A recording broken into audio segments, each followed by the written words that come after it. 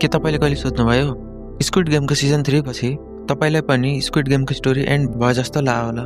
तर त्यो साँचो कुरा होइन। नेटफ्लिक्सले स्क्विड गेमको अरू पनि सो ल्याउने भनेर विचारमा छ, जसलाई नेटफ्लिक्सले स्क्विड गेम सिनेम्याटिक युनिभर्स भनेर भनेको छ, जसमा पहिला थियो स्क्विड गेम सिजन 3 जो समरमा 2025 मा लन्च भयो र नेक्स्टमा छ स्क्विड गेम 1987 जुन विन्टर 2026 मा लन्च हुने प्लानमा छ। त्यसपछि स्क्विड गेम युएसए जुन फल 2026 मा रिलिज हुने सोचमा हो र त्यसपछि स्क्विड गेम 28 रिलिज हुने विचारमा छ जुन स्प्रिङ 2027 मा लन्च हुन्छ होला र यसमा पोसिबल छ कि हामीले यसमा पासमा भएको गेमलाई देख्ने चान्सेस छ, जस्तै हामीले फ्रन्टम्यानको कहानी देखाउन सक्छ र लास्टमा हामीले स्क्विड गेम वर्ल्ड हेर्न सक्छौँ जुन विन्टर 2028 मा लन्च हुन्छ।